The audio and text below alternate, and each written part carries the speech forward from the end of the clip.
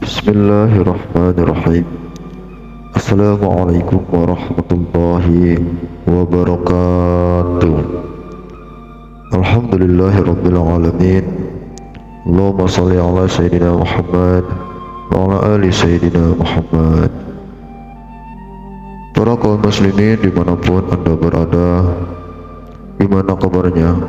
Semoga Allah memberikan kesehatan kepada kita semua. Harapan dan doa saya, semoga kita tetap berada dalam lindungan Allah Subhanahu wa Ta'ala.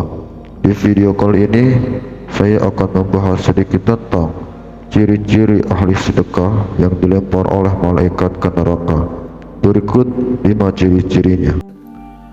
Para dermawan dihujani siksa malaikat yang melemparkan mereka ke dalam neraka, karena tanpa sadar mereka melakukan kesalahan fatal.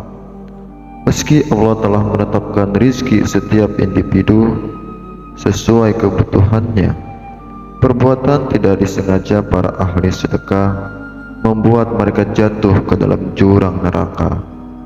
Segala pemberian, sejahtera atau kurang, merupakan ujian iman yang Allah berikan. Sayangnya, beberapa yang dikaruniai rizki berlimpah seringkali terjerumus ke dalam kesombongan, melupakan bahwa segala yang mereka miliki hanyalah anugerah Allah. Hal ini membuat mereka lalai terhadap tanggung jawab bersedekah dan hak-hak sesama. Yang harus diingat, walaupun banyak yang berbagi, tidak semua mendapatkan manfaat penuh dari amal sedekah, karena mereka tidak menyadari keutamaan dan keberkahan yang terkandung dalam perbuatan mulia tersebut. Ciri yang pertama yaitu upaya mencari pengakuan dari orang lain. Masih sering terjadi di masyarakat, terutama dalam konteks bersedekah. Sabda Rasulullah SAW menggambarkan keadaan seseorang yang diberkahi dengan kekayaan dan harta berlimpah, yang kemudian memperlihatkan kemewahan tersebut kepada orang lain dengan harapan mendapat pujian. Allah Subhanahu wa Ta'ala menanyakan pengelolaan nikmat-nikmat tersebut. Namun individu tersebut mengaku telah bersedekah dan memberi infak semata-mata untuk mendapatkan pujian dan pengakuan. Allah menegaskan bahwa perbuatan tersebut hanyalah kebohongan, dilakukan semata agar dikenal sebagai dermawan di mata orang lain. Para malaikat kemudian diinstruksikan untuk menyeret dan melemparkan individu tersebut ke dalam neraka sebagai hukuman atas niatnya yang tidak tulus, seperti yang disampaikan dalam hadis yang diriwayatkan oleh Imam Muslim. Dengan demikian, jelas bahwa bersedekah demi pujian bukan untuk mencari keridhaan Allah Subhanahu wa Ta'ala akan berujung pada azab malaikat yang menyeret ke dalam neraka. Ciri yang kedua yaitu seringkali kita mengabaikan nikmat sehat dan kelapangan rezeki, padahal keduanya merupakan anugerah yang sering terlupakan.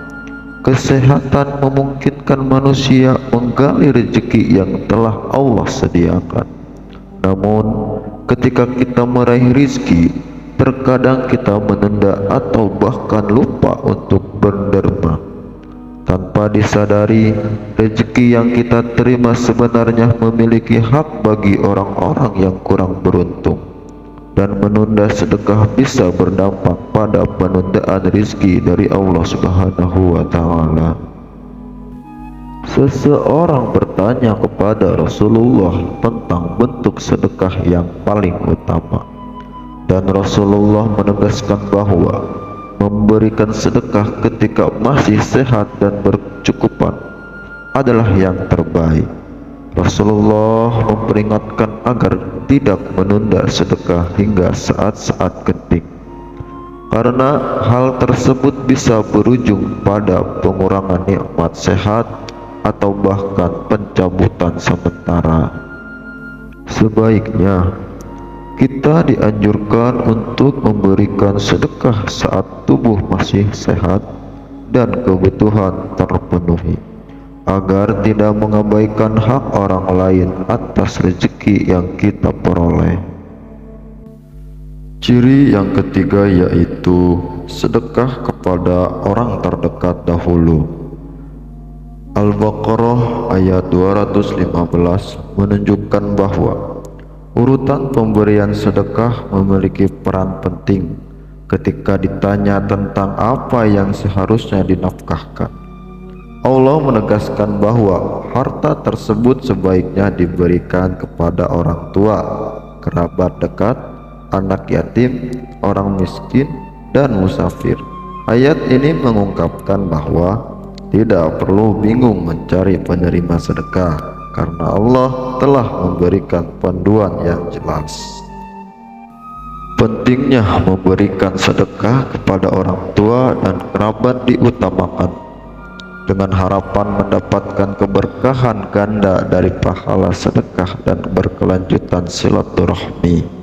Setelah memberikan kepada keluarga terdekat, baru kemudian kita diarahkan untuk memberikan sedekah kepada anak yatim, orang miskin, dan musafir, serta kelompok-kelompok lainnya. Dengan mengikuti urutan ini, sedekah tidak hanya menjadi amal kebajikan, tetapi juga merupakan sarana mempererat hubungan keluarga dan mendapatkan pahala berlipat dari Allah Subhanahu wa Ta'ala. Ciri yang keempat yaitu perhitungan dalam bersedekah.